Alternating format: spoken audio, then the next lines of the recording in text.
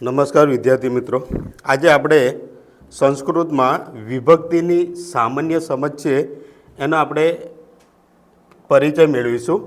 આ વિભક્તિની જે સામાન્ય સમજ છે ને એ ધોરણ 8, 9 અને 10 આ ત્રણેય ધોરણમાં કામ લાગશે. કારણ કે 8મા ધોરણમાં પણ વિભક્તિ આવે છે, 9મામાં પણ આવે છે અને ધોરણ 10માં પણ આવે છે. એટલે હવે આપણે વિભક્તિ કેટલી છે તો એ પહેલાં જોઈએ. તો વિભક્તિ છે એ પ્રથમથી સપ્તમી સુધી છે અને સંબોધન એમ કરીને 8 વિભક્તિ છે.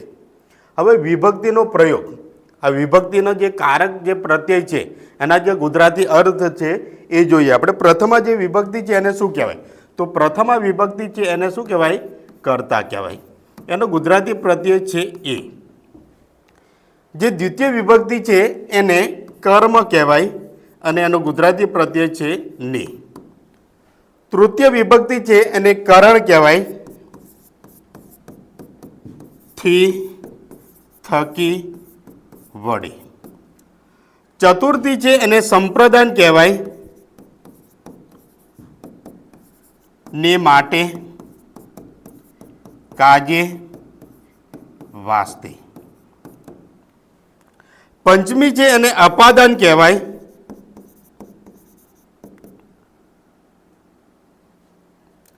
માંથી, પરથી, ને, કારણે. ષષ્ઠી છે એને સંબંધ કહેવાય, નો, ની, નું, ના. સપ્તમી છે એને અધિકરણ કહેવાય, માં, ઉપર, ને, વિશે. અને સંબોધન છે એને સંબોધન કહેવાશે, ગુજરાતી પ્રત્યય છે હે, અરે, ઓ. હવે આ જે વિભક્તિ એની અંદર આજે પ્રથમાથી સંબોધન સુધી એના જે વિકરણ પ્રત્યય છે કર્તા એ, બરાબર. આજે તમારે તત્પુરુષ સમાસ આપણે ભણીશું ત્યારે પણ ખૂબ જ કામ લાગશે. કારણ કે તત્પુરુષની અંદર શું છે કે એની અંદર આપણે કોઈ પણ સામાસિક શબ્દ હોય એનો વિગ્રહ કરીને પછી એને ઓળખવાનો છે. એટલા માટે હવે દાખલા તરીકે આવો હોય શબ્દ, કોઈ પણ એક શબ્દ લઈએ તો આપણે આવી રીતે આપેલો હોય કે કુલ ગૌરવમ શબ્દ છે. હવે આ જ શબ્દ છે એને આપણે સામાસિક શબ્દ ઓળખવો છે તો કેવી રીતે? તો આના ઉપરથી આપણને ખબર પડશે. આનો પહેલાં તો આપણે આ જે સામાસિક શબ્દ છે એનો ગુજરાતી અર્થ કરવાનો છે. શું? એનો વિગ્રહ કરવાનું છે. તો આનો અર્થ શું થશે? તો કુળનું ગૌરવ, આવો અર્થ થશે. આ બંને જે પૂર્વપદ અને ઉત્તરપદ છે, કુલમ ગૌરવમ એટલે કે કુલસ્ય ગૌરવમ, એટલે કે આનો અર્થ શું થાય કે કુળનું ગૌરવ. આ બંને જે શબ્દો છે, જે પૂર્વપદ અને ઉત્તરપદ, આ બંને વચ્ચેનો સંબંધ શું બતાવ્યો છે? કયા શબ્દ કઈ વિભક્તિ સાથે સંબંધ ધરાવે છે? તો નું શબ્દ આવ્યો. તો હવે નું ક્યાં આવે છે? તો એ છે ષષ્ઠી વિભક્તિમાં. એને શું કહેવાય? સંબંધ. નો, ની, નું, ના. એટલે કે જ્યારે આપણે તત્પુરુષ સમાસ ભણીશું, જ્યારે સમજવાનો પ્રયત્ન કરીશું ત્યારે આ જે વિભક્તિની સામાન્ય સમજ છે એ ખૂબ જ કામ લાગશે. હવે આ જે વિભક્તિ છે એ વિભક્તિનો કેવી રીતે આપણે પ્રયોગ કરીશું, ક્યાં વપરાશે એ આપણે જોઈએ. આ જે કર્તા વિભક્તિ છે ક્યાં મુકાય? તો જે કર્તા છે, જે ક્રિયાનો જે કરનારો છે, શેનો? ક્રિયાનો કરનારો, એને કર્તા કહેવાય, એને કર્તા કહેવાય. આ કર્તા છે પહેલી વિભક્તિમાં મુકાય, પ્રથમા વિભક્તિમાં. જે ક્રિયાનો જે કરનારો છે એને કર્તા કહેવાય. એને ક્યાં મુકાય? પ્રથમા વિભક્તિમાં. દાખલા તરીકે ક્રિયા કોણ કરે છે? તો રામઃ, રામઃ લિખતિ. હવે અહીંયા ક્રિયા કઈ થાય છે? તો લખવાની ક્રિયા થાય છે, પરંતુ એ જે કર્તા છે એ કોણ છે? તો રામ છે. તો હવે રામઃ લિખતિ, રામઃ, અહીંયા જોજો, ખાસ ધ્યાન રાખજો. આપણે વિભક્તિ ભણીશું ત્યારે પણ આ શબ્દ યાદ કરીશું. રામઃ. હવે આ જે કર્તા છે એને ક્યાં મૂકવામાં આવ્યો? એને પ્રથમા વિભક્તિમાં મૂકવામાં આવ્યા. એટલે કે જે ક્રિયાનો જે કરનારો છે, જે કર્તા છે એ રામ છે, તો રામઃ લિખતિ. આ છે એ પ્રથમ વિભક્તિમાં મુકાય. હવે દ્વિતીય વિભક્તિ છે એને કર્મ કહેવાય. તો ક્રિયાની અસર જેના પર થતી હોય તેને દ્વિતીય વિભક્તિમાં મૂકવામાં આવે છે. ક્રિયાની અસર જેના પર થતી હોય, ઉદાહરણ તરીકે રામઃ રાવણમ હંતિ.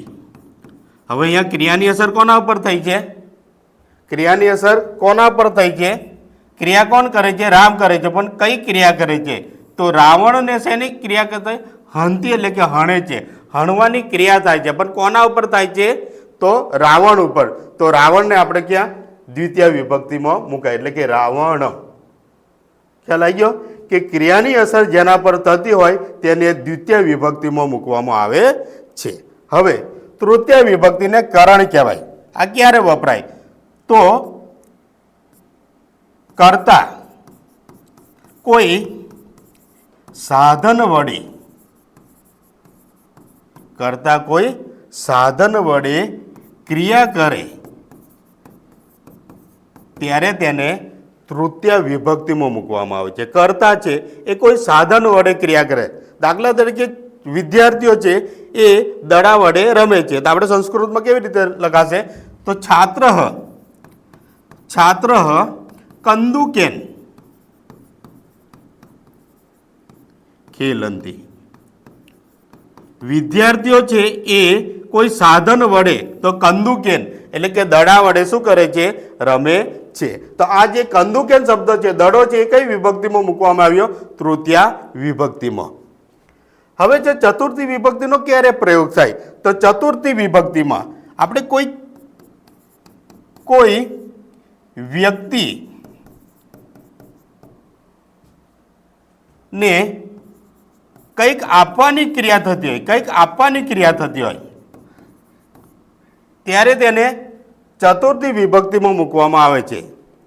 આપણે કંઈક આપતા હોય કોઈકને, બરાબર? દાખલા તરીકે રાજા છે, એ રાજા એના સેવકો છે, નોકર છે, એને શું આપે છે? ધન આપે છે. તો એના માટે આપણે લખીશું સંસ્કૃતમાં કે નૃપઃ યાચકેભ્ય ધનમ દદાતિ. જે રાજા છે એ યાચકેભ્ય એટલે કે નોકરોને અથવા સેવકને શું કરે છે? ધનમ દદાતિ એટલે કે ધન આપે છે. આપવાની જે ક્રિયા થતી હોય એને ચતુર્થી વિભક્તિમાં મુકાય. હવે જે પંચમી વિભક્તિનો પ્રયોગ ક્યારે થાય? તો પંચમી વિભક્તિ એટલે કે છૂટા પડવાની ક્રિયા થતી હોય. છૂટા પડવાની ક્રિયા થતી હોય ત્યારે, કોઈનાથી છૂટું પડે ત્યારે. દાખલા તરીકે વૃક્ષાત, ઉદાહરણ તરીકે વૃક્ષાત પર્ણાની પતંતી. હવે અહીંયા વૃક્ષાત શબ્દ છે ને, એ વૃક્ષાત એ પંચમી વિભક્તિમાં મૂકવામાં આવે છે. જ્યાંથી છૂટું પડે. વૃક્ષાત એટલે કે વૃક્ષ ઉપરથી છૂટું પડે છે. શું છૂટું પડે છે? તો પર્ણાની એટલે કે પાન છૂટા પડે છે. તો એ છૂટા પડવાની જે ક્રિયા થાય છે એ ક્યાં મૂકવામાં આવે છે? પંચમી વિભક્તિમાં. હવે જે ષષ્ઠી વિભક્તિનો પ્રયોગ ક્યારે થાય? કે કોઈ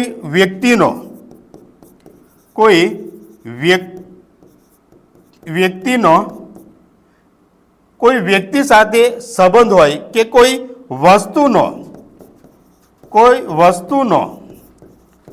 વસ્તુની સાથે સંબંધ જ્યારે દર્શાવવામાં આવે ત્યારે એને ષષ્ઠી વિભક્તિમાં મૂકવામાં આવે છે.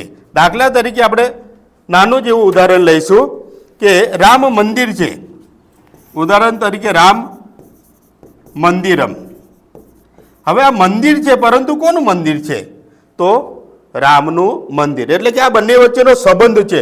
નો ની નું ના, રામનું મંદિર છે, પરંતુ કોનું? રામનું. પછી છે બીજું એક ઉદાહરણ તરીકે લઈએ, પશુપતિ શબ્દ લઈએ. પશુપતિ સંબંધની વાત છે, બરાબર? પતિ છે, પરંતુ કોનો પતિ છે? પશુઓનો પતિ, એટલા માટે એને પણ ક્યાં મૂકવામાં આવે છે? ષષ્ઠી વિભક્તિમાં. સપ્તમી વિભક્તિ છે એનો પ્રયોગ ક્યારે થાય? કે જ્યારે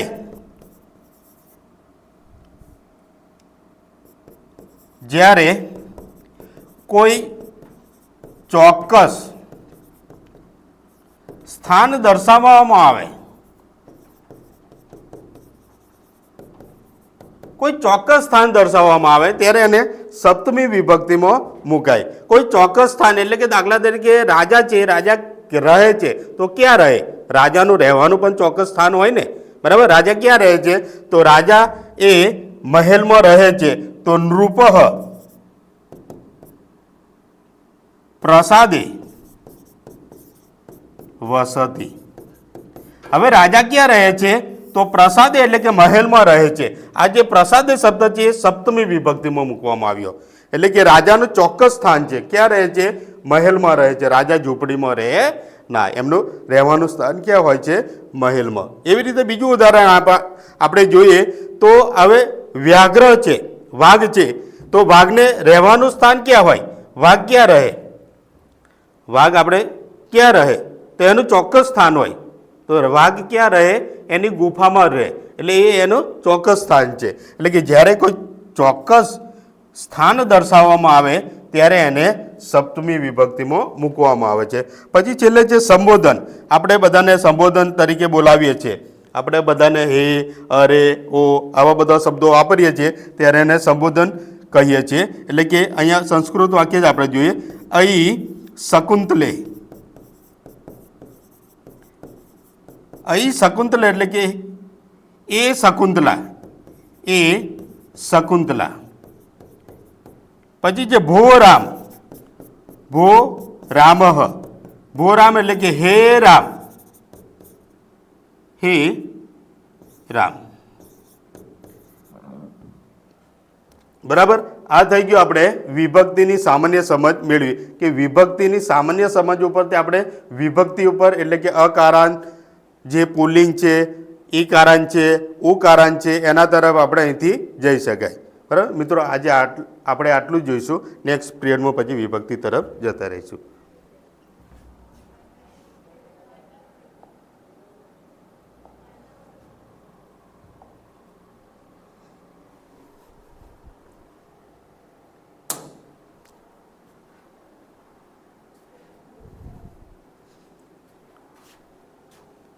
આટલું તો બહુ થઈ ગયું.